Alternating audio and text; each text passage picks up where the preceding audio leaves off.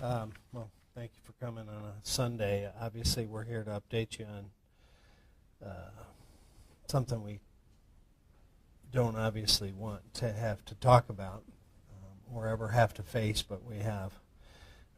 So I can just give you some of the basic information on the actual incident and probably refer follow-on questions to the Detroit Police Department. So somewhere between 1 and 5:15 yesterday, a car was stolen in Oakland County from Red Oaks Waterpark. Our victim was a Rochester Hills resident. The Rochester Hills resident made follow-up contact with one of our deputies out of the Rochester Hills substation, which then ultimately looped in our auto theft unit that was actively looking for that recently stolen car. It was a 2022 Chevy Equinox. 3 detectives from our auto theft unit were actively searching for that vehicle in Detroit, and one of the detectives was behind the vehicle, located the vehicle, at which point the vehicle suddenly stopped. Again, this is all preliminary. This is what we believe happened at this point. Since it's an unmarked car, there's not dash cam or things like that. The car suddenly stopped. Individuals exited that stolen vehicle and opened fire on our deputy. It was an ambush. That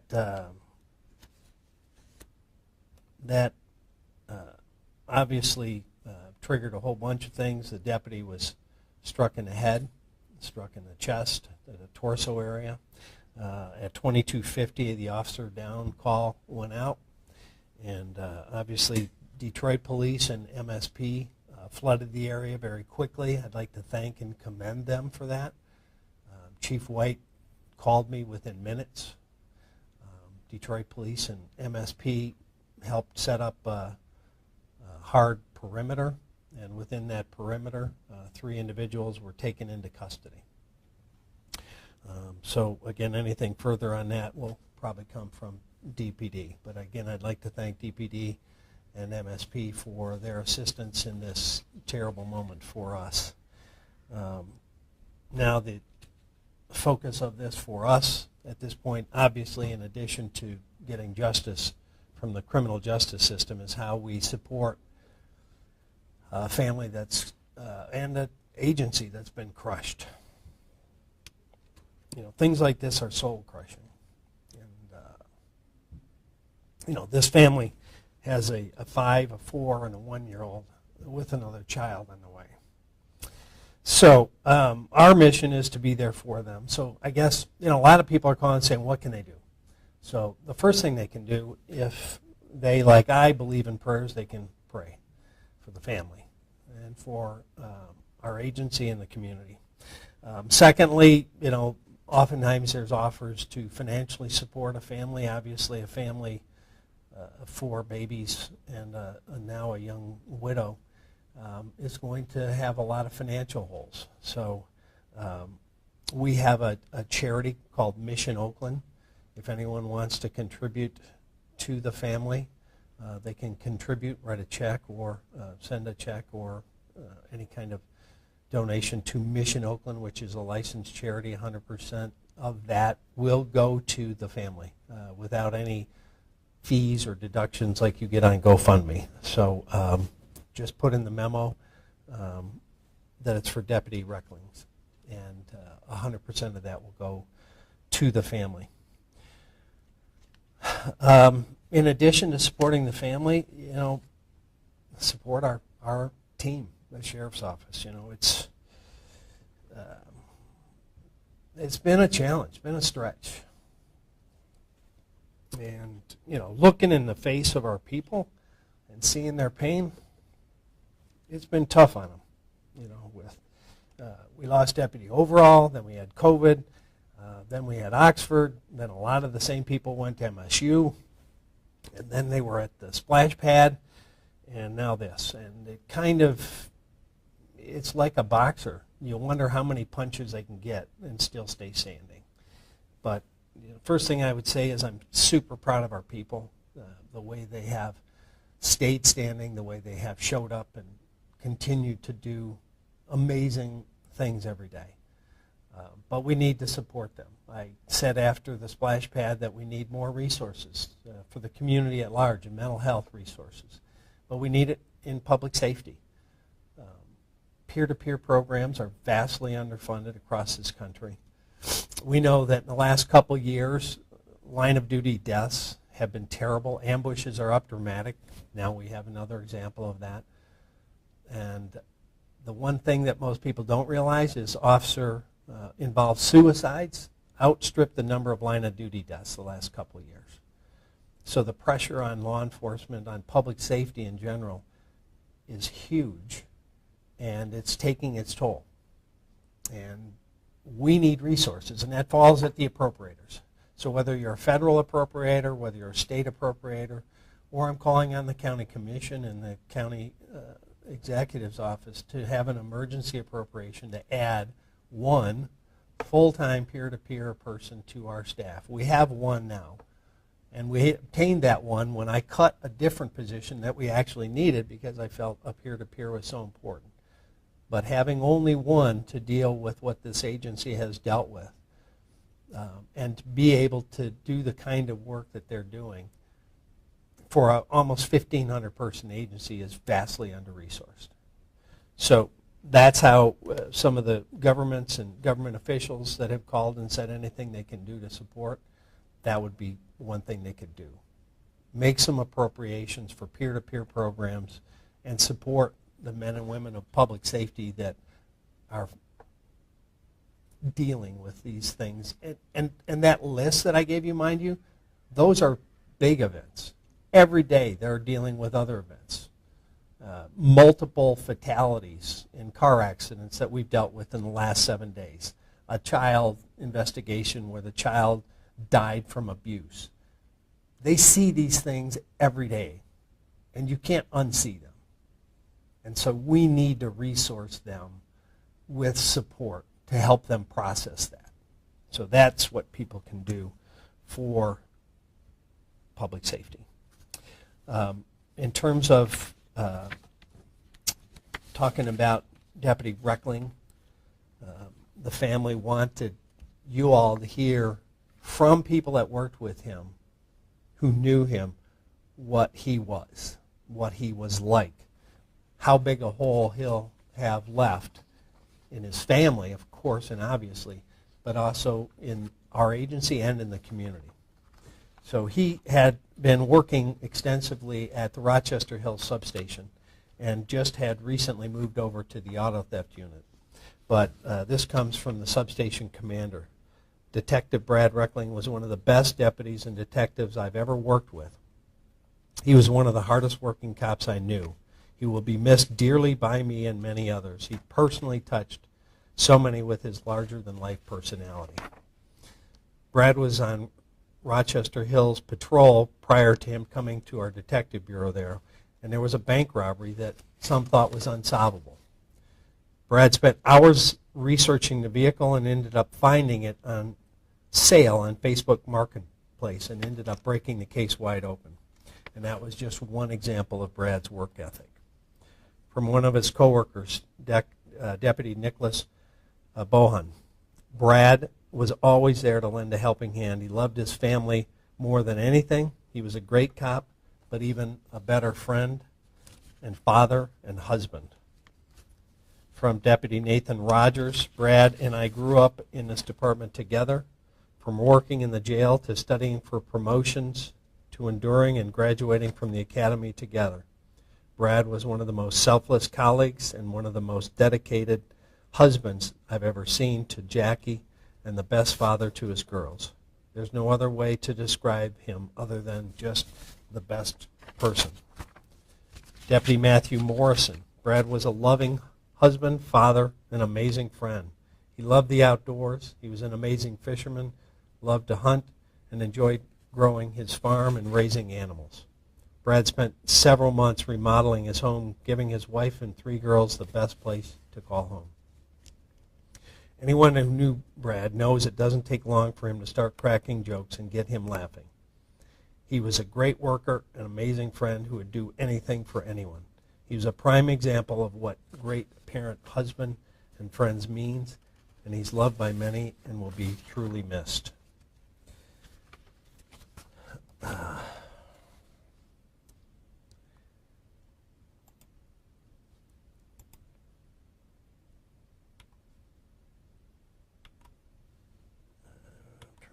Display the slide for you. It's not working. I'll let you come up and so we're going to release a picture that the family suggested was most appropriate. For some reason I don't know. Must be a technology guy, can only do it. I hit that button 4 times. So that's Brad and his amazing and loving family that we all collectively have to hold up, support, and provide love in his absence. And there's no way to fill that hole. So that's all we have at the moment. Questions?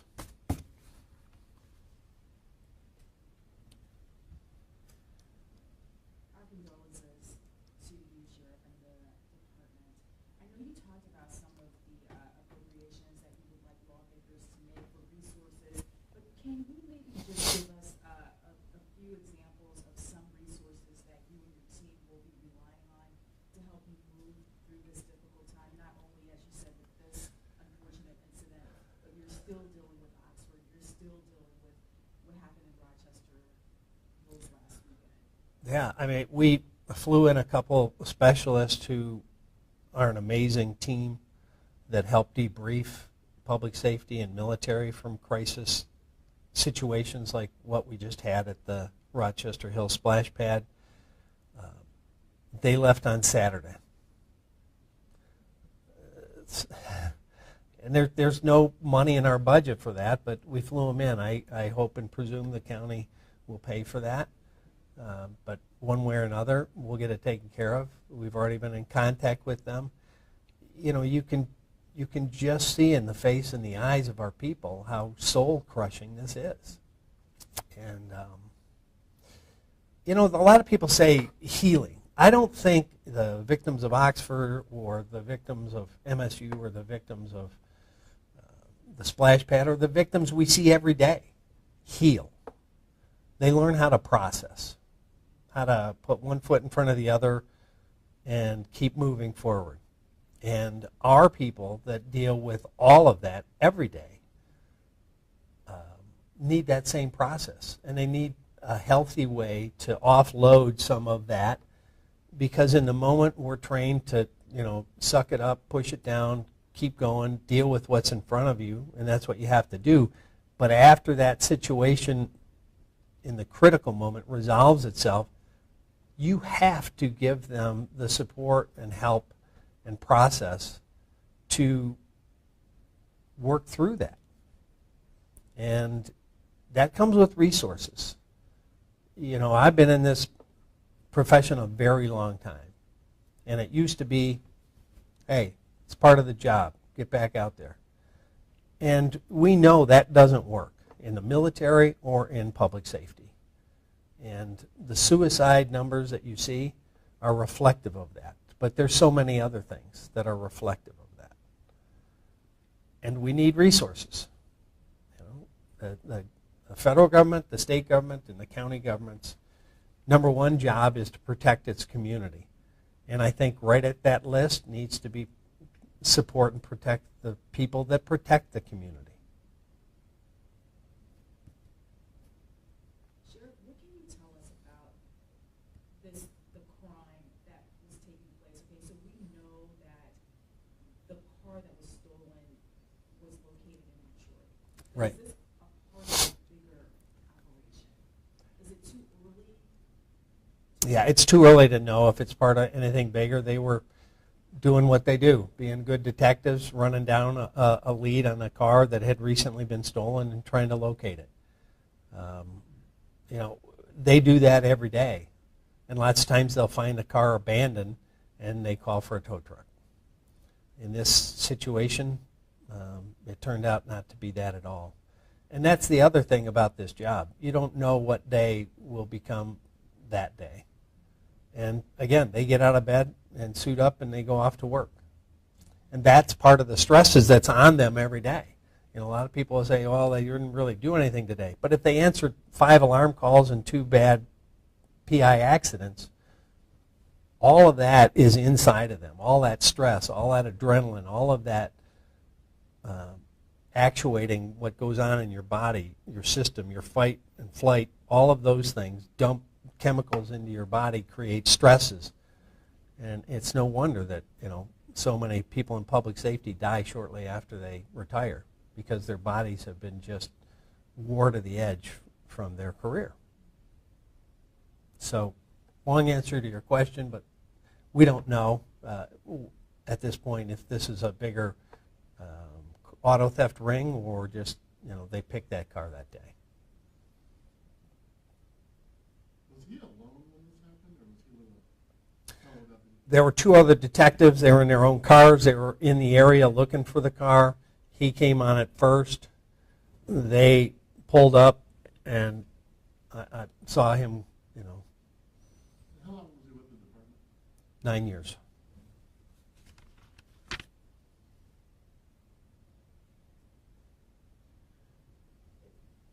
I don't know, but what do you think happened that made these people get out of the car and ambush this deputy? Is it too early? I mean, just based on the initial investigation. You know, I can't get in their head. I can only surmise, given my years in police work, they felt they had been made, and that was their decision. To, instead of giving up or just running, to open fire on the lone deputy over a car. How is this going to change the way you handle car theft, which is a pretty regular occurrence? You know, we're in a dangerous business. Obviously, you'd like to have 5 or 6 people there, but at that point, I think it evolved very quickly. And sometimes our world evolves quickly. Somebody pulls a car over and someone comes out shooting. You know, the only thing we can change is we can keep trying to train, give them better training, better equipment, more support, more deputies to work together, back each other up. But the reality is we have a dangerous, dangerous world, and we have men and women that are willing to go in and face that evil down. And sometimes, you know, things like this happen.